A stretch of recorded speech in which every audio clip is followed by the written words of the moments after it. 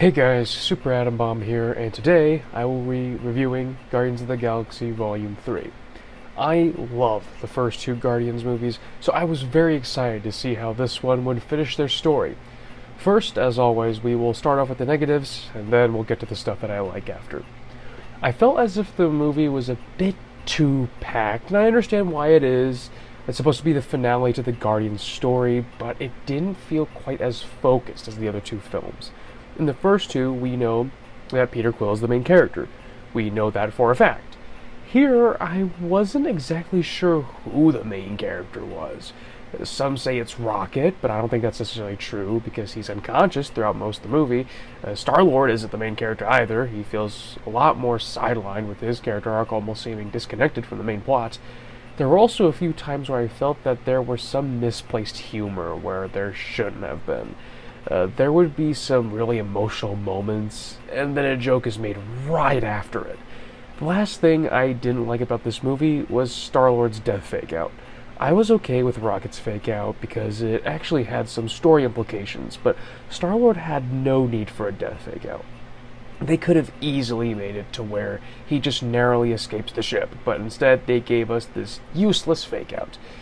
Anyways, that's enough of the negatives. Let's get to the positives. I really like how the story felt personal, much like the second film. The main plot is that Rocket gets critically injured and is on the brink of death. The Guardians' mission is to save their friend. This is a nice change of pace from the typical multiversal threat. Oh, and speaking of Rocket, his backstory is just fantastically done. It's very predictable, but I think the predictability of it makes each scene that much more impactful. When it's just Rocket and his friends talking, it's sweet and wholesome, yet eerie and disturbing at the same time. Their interactions are cute, but their designs are unsettling, and their situation is just sad.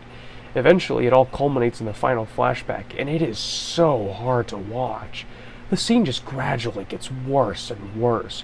First, Lila gets shot in the back and dies, then Rocket starts screaming out of anger and sadness, and then Floor gets overwhelmed and starts freaking out, and then the High Evolutionary just starts mocking Rocket. After that, Rocket just loses it and starts ripping apart the High Evolutionary's face, and once he looks back, he sees that his other two friends are both dead on the floor after being shot. This is definitely the most disturbing scene in the MCU. I have never felt so uncomfortable watching a scene in a Marvel film. It didn't even feel like a Marvel movie at that point. Another thing that I liked was the Guardians and their banter. These movies have always had fun dialogue, and this is no exception. The interactions are all very entertaining. I also really like Star-Lord's arc in this movie. A lot of people seem to hate Chris Pratt and say that he's phoning it in. Yeah, sure, he's phoning it in. Sure. His character arc was handled really well. He's still trying to move on from Gamora when the new Gamora, or old Gamora? I don't know, time travel's weird. Well, when this version of Gamora comes back, Peter keeps thinking that it's the same Gamora and that he can win her over because he was able to do it before. But this isn't his Gamora. He fails in trying to get her back, and by the end of the movie he finally comes to accept that this isn't his Gamora that he once knew. It was a very realistic way of handling his arc, and it was overall done very, very well. I liked how the High Evolutionary wasn't just some sympathetic villain that you could reason with. He's undeniably evil, and this definitely makes him stand out from the rest of the MCU villains. The last thing I want to talk about is the ending. This ending hit so hard. Each member of the Guardians gets a fitting conclusion to their character arcs. Peter finally returns to Earth to see his grandpa that he left behind back in the first movie. Gamora finally finds a new family with the Ravagers. Nebula and Drax help raise the children that were being caged by the High Evolutionary.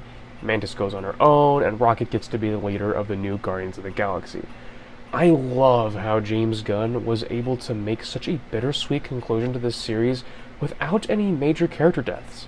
My chest felt heavy after this ending, and all of that was done without just the typical popular character dying, and it was done very, very well. And I love the Guardians of the Galaxy, and seeing it all finally end was very emotional. Overall, this is the Marvel's best movie since No Way Home. I'll have to give this movie a solid 8 out of 10. Wasn't perfect, but definitely a fitting conclusion to this series. They did such a great job with this film, and I am honestly excited about the future of the DCU now that James Gunn is leading that. Well, that's all I have for today. See you guys in the next video.